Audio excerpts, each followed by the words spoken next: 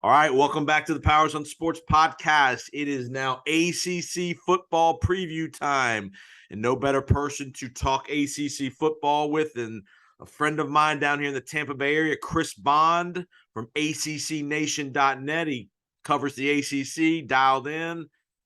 Been doing it for covering the ACC for many, many years. So welcome back to the podcast, Chris. Thanks, Jason. Glad to be back. And how lucky are our listeners to have two of Lake Hill High School's finest on one podcast. That's right. I was just talking in the intro of the podcast about how school starts in Tampa today, and all the kids are first day of school, first day of high school, last first day of school. So just all the fun things. I know you got one over your way, so I'm sure that was a fun morning for you this morning. You got two, so yeah, fun morning for you as well. First day of school.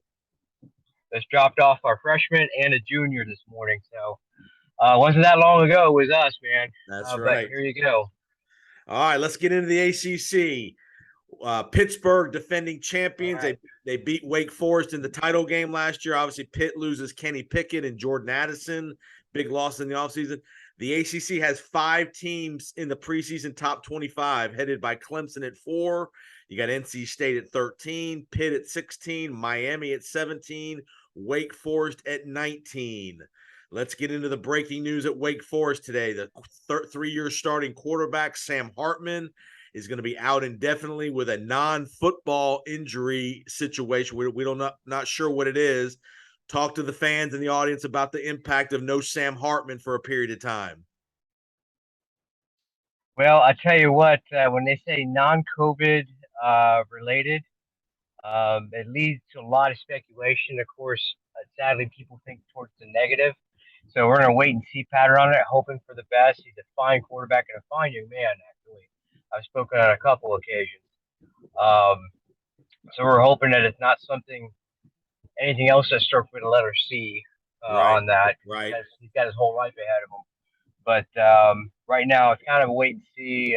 Wake Forest is a private institution, so they're not under the obligations to share as much about their athletes as, say, Right. their neighbors down the road at UNC or NC State. But this is really just a hope for the best for the kid. But it is a blow to the starting lineup. A lot goes through in this very prolific offense. They got them all the way to second place in the ACC last year. So um, we'll see how that goes for them. But we're going to hope for the best for the kid. Yeah, no doubt. I mean, again, you don't want to speculate on what it could be, but you know, it's probably something medical related, probably. But we'll see what we'll. And I'm sure. I would think in the next week or so, that news will get out one way or the other. He'll either have a press conference if it's something that's substantial, or the somebody we'll know here in a few days probably what it is, unless it's just terrible stuff. But we'll probably know what it is here in the next few days. All right, let's get to some new coaches. We got 4 new coaches in the conference.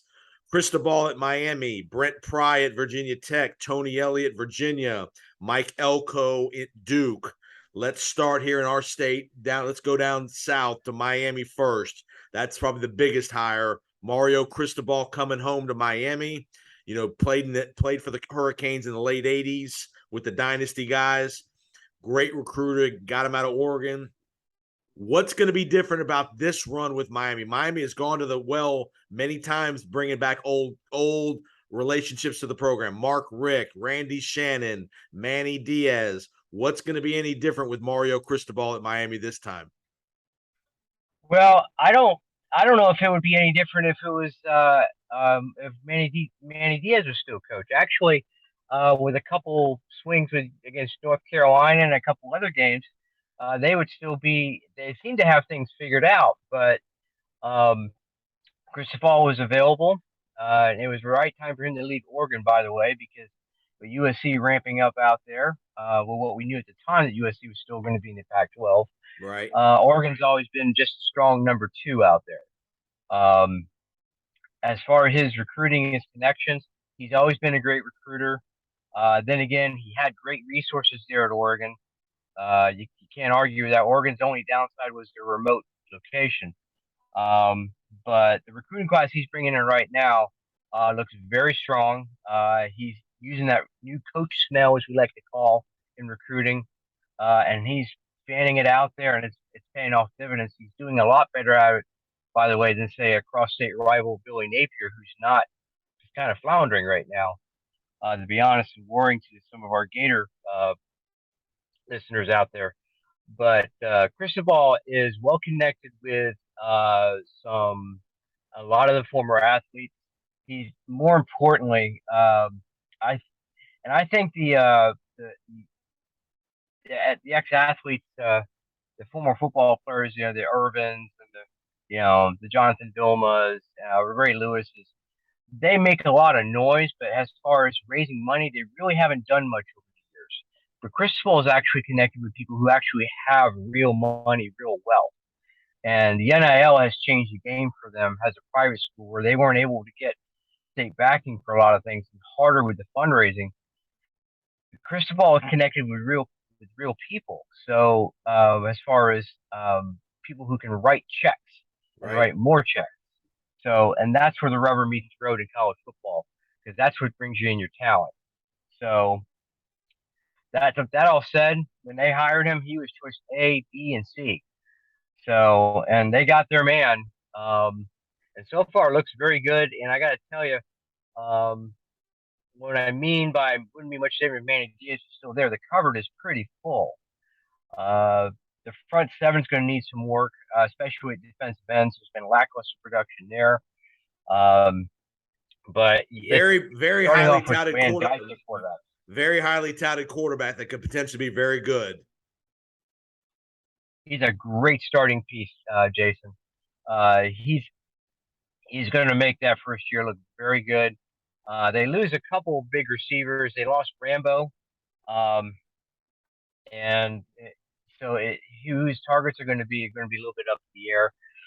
Cristobal's main downsides have been two things. One, he's difficult to work with, so it's said, and two, some of his game day play calling can be questionable. Right. That's not a rumor. That's people have seen those mistakes. Hopefully he left that on the Pacific Coast. If he has, if he did, then Miami's going to be a big problem. The two things Miami hasn't had in the last handful of years, probably decade plus, they haven't had a Heisman Trophy kind of quarterback. Back in the 80s and 90s, when Miami always had the big quarterbacks, whether it's Dorsey, Torretta, Kelly, all the guys, Bernie Coe, all the guys that we know at Miami, they've not had a legit big-time quarterback prospect in probably 15 years where we can all say that guy's the guy, and he's going to be a difference maker for Miami. And the other thing with Cristobal is I think he's going to bring some of that Nick Saban toughness. He wants to run a little more rugged offensive line, defensive line strength, where that's his bread and butter, is line play. And that's where Miami, again, back in the day, they were always undervalued of how good their lines were when it came to their championship runs. Exactly. They've still been looking to replace Gino Torretta, and I'm sorry to not Ken Dorsey. Ken Dorsey was a fine quarterback in that title team, but I never put him in that group from Kelly to Torretta. I just, but I tell you, Van Dyke, good, long, accurate arm. Good decision making. He's set up very nicely. Mario is. He is. All right, let's go to Tony Elliott of Virginia, former longtime Clemson OC, heads up to Charlottesville. How do you think that transition will go for Tony Elliott up to Charlottesville? Well, you had to wonder why he took this job, because he interviewed many times.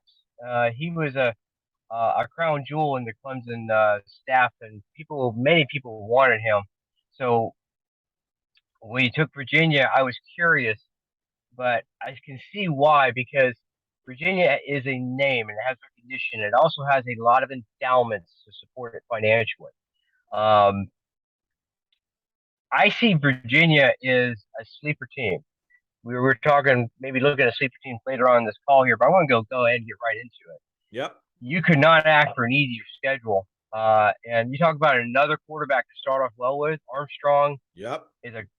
He may be, as far as athletically, the best athlete under center in the ACC. Right. And there were days that he carried he got him off to a 6-2 start last year. He did. They kind of floundered down the end, but it was because he was struggling. So, but Tony has worked with Trevor Lawrence. He's worked with other quarterbacks. Great success at like Taj Boyd. Yep. So he knows how to keep these guys focused, and that's Armstrong's problem. I think it's always been focus. When he's focused, he is a force out there. Virginia's going to be a little bit lackluster in the offensive line. They're replacing all 5 starters, but when your hardest road game is at Illinois, you got a chance. You got a chance. Your hardest home game is Miami, and now while that looks daunting, let me tell you that is the look ahead. They might catch Miami looking ahead. That's the week before Florida State. Right. And Miami's got Florida State on their mind all the way until then. So I think Virginia's going to surprise some people, and I think Elliott's got just enough tools to put a scare into folks. I'm not going to pick them to win the division, but I think they're going to do a lot of damage. All right, let's go to of the last two, Brent Pry and Mike Elko. Elko at Duke, Pry at Virginia Tech. Which of those two do you think has a chance to at least, again, not rebuild the program in a year, but make a little dent into what they're doing this year?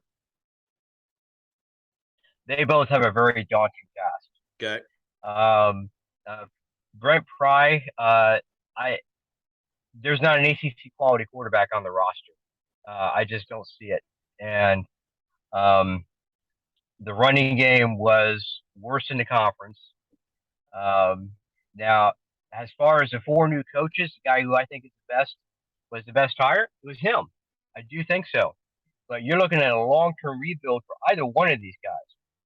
That said, the way the schedules line up, I think Brent Pry is most likely to get to 6-6, to get to a bowl game. Not that that's going to be easy. He's got to totally rebuild that offensive and defensive lines. Yep. But he was a Penn State. He was a recruiter in the Appalachian area, the Virginias, so he's already connected in the Tidewater region, which has always been a great source for Virginia Tech football. Yep. More Michael Vick. They hired the right man, but he needs. Michael Vick came from the Tidewater area. A lot of big players, Kevin Jones, a lot of those guys over the years have come from the Tidewater area. Cam Chancellor. Yep. Yep. But they hired the right man, but he needs time. Mike Elko, the one thing is that Duke has more than anybody I know out there is millions in endowments, and he also has a better name than what his predecessor inherited. Right. Thank you, David Cutcliffe, for putting Duke football on the map. He has a name to sell, but there is so much work to do, and in the weight room and on the football field. I don't envy Mike Elko. I wondered why he actually took the job. I think there were some better offers out there for him, but he can get him there. Same with Brent Pry. These guys are hard workers. They're ethical, and they'll get them on the right track. But I wouldn't expect anything soon to hang your hat on. And I would think for a guy like Elko, if he were to have a couple of, 7 and 5 years at Duke, he'll be a hot name to get a better job. So I think that might be a stepping stone type of job for a couple. If he can turn it around and show some progress, that he potentially could get another bigger, whether it's an ACC job or a bigger, mid-level Big 12 or SEC kind of job, if he can put together a couple good years at Duke. We'll see. He could, but yeah, I mean, and Duke's a tough place to win. Duke's just a tough place to win with all the academics and the basketball dominance and all that stuff. So it's a tough, though I will say it might be a little easier to win because Krzyzewski's gone now. The transition from the basketball program, there might be an opportunity to get a little more of the revenues from the university, that kind of stuff. But again, Duke's always just a tough place to win. You can put together a good year typically at Duke once every 4 or 5 years with a good recruiting class. Seems like. You can. Agreed. Yeah. All right, let's jump to the heavyweights. Clemson. This is a huge year, in my opinion, for DJ Uiagalelei at quarterback. Did not have a very good Nice year job, by last the way. year. That was pretty good. I got to give myself credit. That was pretty good. That was nice. DJ, in my opinion, he better get busy this year and play well because they've got a big player behind him, allegedly.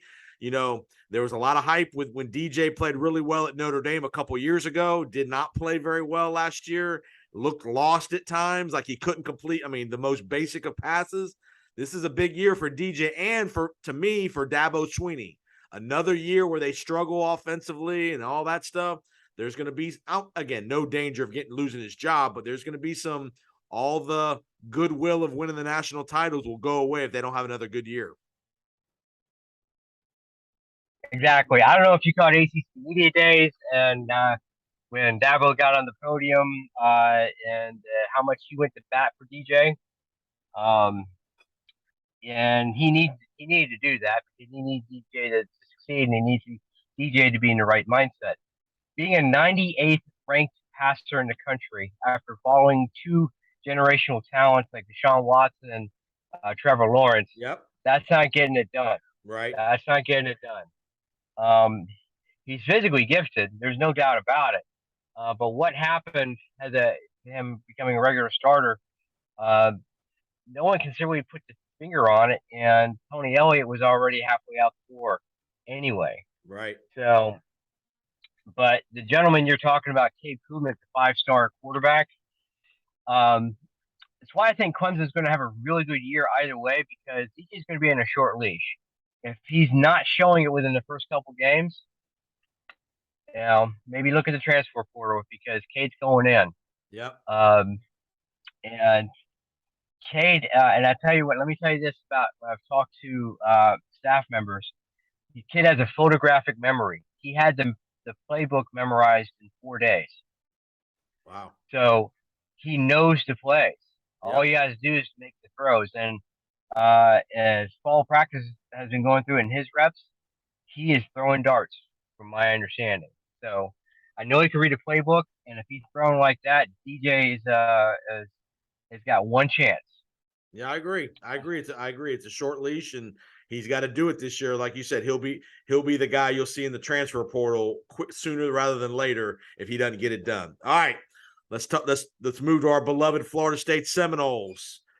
Norvell, year 3, needs a jump. I know he's building it and he's trying to put it together, but he needs to win 7 or 8 games, I think, to get the support. And again, you know probably better than I do, but the days of 6-6 and 5-7 got to end here pretty soon in Tallahassee. It's interesting because the outside looking in, people think he's on the hot seat, but when you talk to some of the boosters, like I have, and some of the, as you call it, whales, the big donors, one thing Norvell has done that he's done a lot of things better than Taggart. To be honest with you, he's raised the floor of the roster for sure. But when you talk to the boosters, Norvell's been upfront with them from the beginning. This is where we're at. This is what we need. This is what we're at right now, and what we got to get through. The boosters are completely bought into him. They're fine, and as long as you have those guys in your corner. That said, Jason, you're right. He's got to get to 7 wins, 7 to 8 wins, because you got to show proof of product in the field, or recruiting is going to start drying up. As great as Alex Atkins has been and he has completely rebuilt that offensive line room. He's transformed it from the worst position group in Power 5 football to what may be next year or two the best offensive line in the conference. That all said, Norvell has got to get to 7 wins, and I think the schedule lines up to it. But his fate is completely tied to the health of Jordan Travis because he's a phenomenal athlete, but the one thing Jordan Travis has trouble with staying healthy. And behind him, you have Tate Rodemaker, who has a deer in the headlights problem, and you have a true freshman. So depth at quarterback is going to make or break Norvell's tenure in the short term. That said, the defense is, oh my gosh, so they have hit it on the transfer portal on defensive end. They've hit it in linebacker. Um, everything else look everything else is upgraded. Norvell has done what he's been hired to do, which is to raise the floor of the program. Um, so based on the schedule, which I think is a little more challenging than even last year's, I think 7-5 and 8-4 is not out of reach. Yeah, I mean, again, you and I both know we were there during the heyday. I mean, not that you have to go 11-1 every year, but you can't be going 5-7, and you got to be competitive in the ACC. Again, nobody's asking you to win a national championship yet, but you ought to be playing to try to get to the conference title game in the division. So that's, to me, that needs to happen real Absolutely. soon, because, I mean, again, with the transfer portal, with NIL, Florida State ought to be a destination, and you shouldn't be saying, if Jordan Travis gets hurt, we're in big trouble. I mean, Florida State was always, again, known for quarterback depth, quarterback play. You got to have a quarterback in this day and age of college football. So, all right, you listen to the Powers on Sports podcast. We're giving you a nice ACC preview with Chris Bond of ACCNation.net. Now let's head to some hot seats. I got 3 names for you, and I want you to tell me if you agree with these names on the hot seat. Jeff Collins, Georgia Tech; Dino Babers, Syracuse; and here's the wild card, Mack Brown at North Carolina. Not that I think he would get fired if he doesn't have a great year, but I think his run of rebuilding the program will kind of fall on stagnant terms if he doesn't kind of elevate North Carolina one time to a division title and potentially a conference title game. But your thoughts on those 3 names? Oh boy. Well, I got to tell you, Dino Babers, who'd have thought when he was hired? He was hired with Mark Richt, Bronco Mendenhall, and Justin Fuente. I was actually on a radio program that summer, and I was asked about the other 3 who I think was the best hire. I said, I think Dino Babers is the best fit. You haven't mentioned him. Those other guys are gone. But that all said, um, Dino Babers seems to have a habit of survival, like my namesake in the movies does. He just seems to make it from year to year. And Syracuse isn't a program with their. I mean, when we were growing up, Jason, Syracuse was a proud program. It was a running back university. Yep. They had churned them out. They had Heisman Trophy winners. How times have changed, and their expectations are just to get to a bowl game. And Right. Dino seems to have trouble getting them to that. So I I don't see Dino making it past this year. And but I think Jeff Collins is even worse situation in Georgia Tech. Uh, the schedule has 9 teams winning records from last year. Wow. Um, and it's yeah, I don't I can't think of a tougher path to keep your job than Jeff Collins has. Do you think As far as Mack Brown, yeah, do you yeah. think Mack Brown, with his age becoming a factor, he's done a good job kind of reestablishing North Carolina, but they've not really gotten to, you thought with Sam Howell they would get there, but they didn't.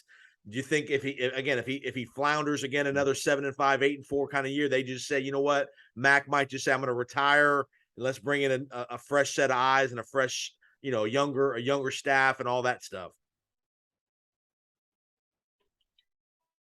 I think age was always a factor, and they hired Mack Brown. I think he was more bringing the program stability Right. until they could find a permanent direction. I think Mack was glad to do it. I think he had been. I He's mean, been what was great he for doing him. since? He's been good for him. Yeah, Fundraising, stability. Yeah. he's he may be the best coach they've ever had in 2 different runs. Mm-hmm. So I agree. uh, he's done a lot for them. That said, um, I think what North Carolina is waiting to see is what happens with all this realignment stuff. Right. What goes on with this, and then they know who to hire, so they know which direction they have to go. Right. Right now, Mac is he's just glad to do the job. He's not going to embarrass you. He's going to keep your program competitive. I don't know if they'll ever really get to that 10-win season mark with him. I don't. I think that train is probably passed, but right now, Mac Brown is kind of a holding pattern, or until one day he wakes up and he just says, "Yeah, I think I want to do the permanent retirement thing." Right. No, I'm with you. All right, let's get to some sleepers and some predictions. Give me a sleeper team or two in the conference. Sounds like you like Virginia a little bit. Give me another sleeper team Like, that you like that could maybe doesn't win their division, but it's going to be a pain in the neck to everybody. boy, my other sleeper team besides Virginia had teed up. I like Louisville. I Okay. like the Cardinals. I don't know if you've seen what Scott Satterfield has done in recruiting the last 2 years, but he's sneaking up on people. And what I want people to see is actually a game when they play FSU on a Friday night at home. I want you to see how he just owns these ACC defenses. I think they're going to. I I look at the schedule. I think it's lined up right. They don't have um, they don't have any back-to-back tough games. They have the right amount of senior leadership on the team. Yep. Um, Satterfield's been there third or fourth year. It's stable. The program is resounding, and people are just kind of yeah, okay, it's Louisville. I think you could be an 8-4-93 team that out of there. All right. All right. Let's give me some predictions here. Let's look at the Atlantic Division. Do you think it's Clemson, North Carolina State, or is it a runaway for Clemson, or do you think it's competitive? It's not a runaway. It seems like I'm going to go with Clemson just because I know their quarterback situation is more stable than it was last year. Right. They have options there now. And they still have that cast iron defense um, that will make your mother cry. But NC State, Dave Doran, I think has stacked a team as he's had ever. This is it. I mean, he is. I think he's got the best quarterback in the conference. His he's too deep on both lines. Yep. They don't have the superstars that the five as many 5 stars as Clemson does, but they have a lot of 4 stars all over the place that have panned out. Yep. Um, the only thing that hesitates me for NC State is they have to go to Clemson. They have to go to Death Valley. If they pull that out, it could be New Year's Day for them. But I think Clemson, on the whole, is just too strong, and I think it's not a runaway. It's going to be that's the game of the year. That's the game of the year in the ACC. I don't care who Clemson plays in the title game. That's really the title right there because in the other division, while I'm picking Miami to win in that division, um, I don't think Miami has enough depth, and I don't think I mean, Van Dyke doesn't have as many passing options. There's just not enough there for me to stay on the field for more than 3 quarters with either NC State or Clemson. So I like Clemson to win their division. I could win the conference. Um, I think they're back on top. And remember both coordinators are gone at Clemson. Venables left to go to Oklahoma. Elliott obviously went to Virginia, so they got two younger. They promoted from within for the jobs. Brandon Streeter is going to be calling plays. First time he's ever done that.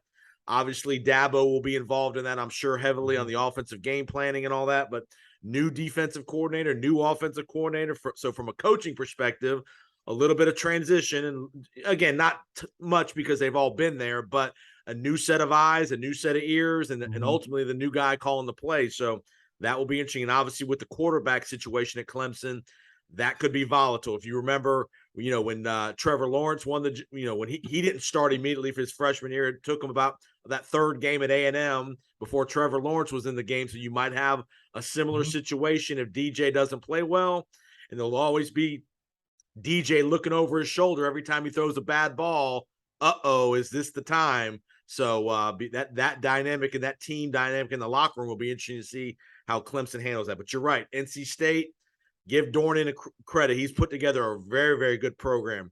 When's the last time NC State's been preseason number 13 in the country? It's been a long time. So solid coach. He's a team builder, in my opinion. He does a lot with the 3 and 4 star kids and develops kids very well in Raleigh.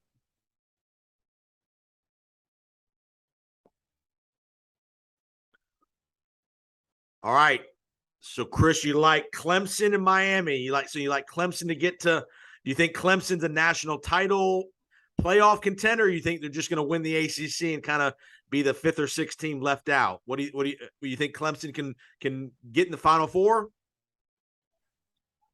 Well, there's no Georgia in the schedule this year starting out, so yeah, I do. I like them in the playoff. I don't see any major hurdles in the schedule. I think the schedule starting out is not too challenging. Is enough to find out if DJ is going to have it or not. Um, it's hard to pick them to win, even to win a national title if they have to go with a true freshman quarterback. Right. But everything else, I mean, I know the coaching staff you mentioned is in transition, but if I have to pick between the horses and the jockeys, I'll pick the horses. Right. I'll take Secretariat every time. I got you. So yeah, they're definitely in the playoffs. There's the inexperienced quarterback may separate them from Alabama though. All right, last thing, and I'll get you out of here. Give me either a true freshman or a transfer that's going to make a big impact in their first year at their new program. Give me a couple names of either one. Maybe give me one transfer and one true freshman, guys. We've mentioned the quarterback at Clemson potentially. Let's pick another one. Give me a true freshman skill player or defensive player and a transfer kid that could make a huge impact at their new school. Let's see. I think a guy who's going to make a major impact as far as a transfer. I like Micah Pittman, transfer from Oregon to Florida State. Okay. They have been lacking in the return game for years. I don't know how many times have you seen punch get dropped, or not dropped, but just watch him roll for 20 yards, not return. Pittman's not afraid to return a kick. Yeah, he's gonna make special teams very exciting in Tallahassee. And remember, Pittman is the brother of Michael Pittman Jr., the receiver for the Colts. The dad was an NFL running back for the Buccaneers. Michael Pittman, we know. So a lot of pedigree and a lot of good genes. Yes, absolutely. So I like him as an impact player right out of the gate. Okay. You got a freshman it's a tough for year me? Got a freshman for you? Boy, you limited the guy I had teed up. Okay, you can use him. That can be your guy. Yeah. I mean, you like him, so yeah. He is the guy. How do you pick against a 5-star quarterback who's second string behind a guy who hasn't proven himself? Right. And I don't know. Everything, as I just stated before, the photographic memory, the arm strength, the performance in spring camp. How do you pick anybody else above him? I don't know how you can go ahead of that. So that's absolutely my guy, Jason. And there's a lot of good freshmen that's come into this league this year, but nobody is in position and the ability to make the impact he can make. All right. Tell everybody where they can find you online and on social media. You can find my team at ACCNation.net. We're also at ACC Nation on Twitter.